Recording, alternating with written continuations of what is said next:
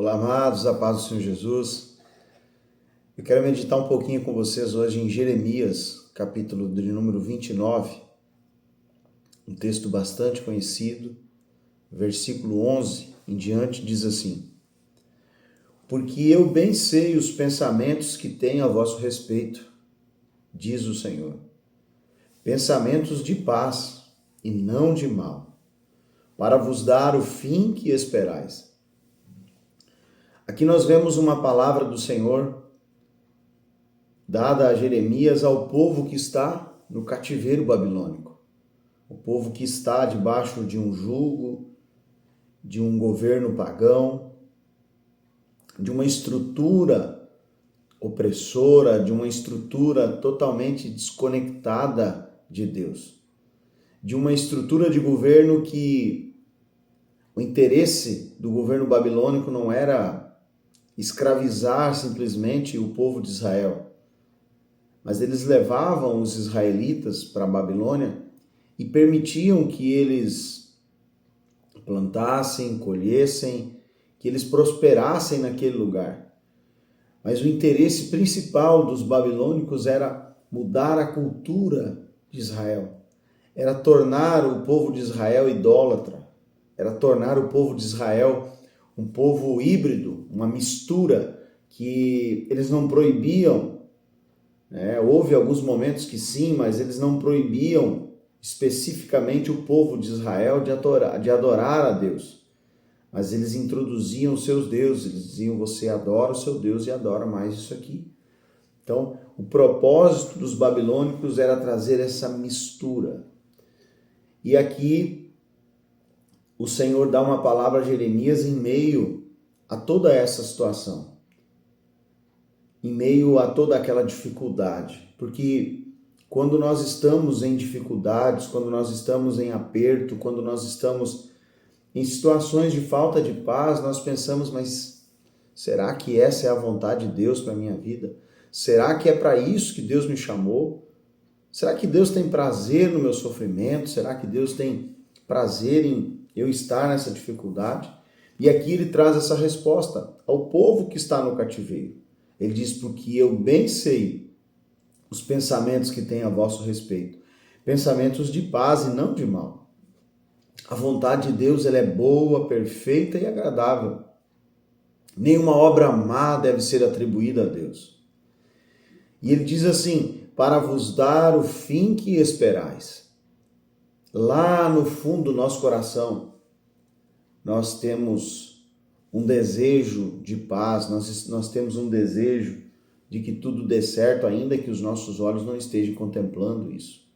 O texto segue e ele diz: o Senhor diz a condição para que se cumprisse a vontade dele na vida do povo de Israel. Deus, ele traz no versículo 12 do capítulo 29 de Jeremias a condição daqueles que estão no cativeiro, daqueles que estão em dificuldade, a condição que haveria para que eles pudessem receber isso que Deus estava propondo a eles. No versículo 12 diz assim: então me invocareis. O que é invocar a Deus? Invocar não é simplesmente gritar: Deus, socorro. A palavra invocar é colocar Deus sobre todas as coisas. Quando nós falamos de que nós iremos invocar o Senhor, é independente da situação.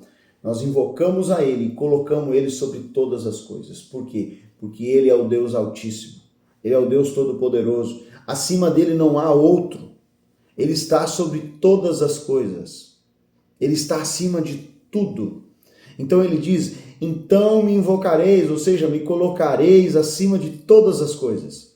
Vocês precisam me ver como aquele que pode resolver todas as coisas. E ele diz: eireis. O que significa isso? Eireis. Está falando de um movimento.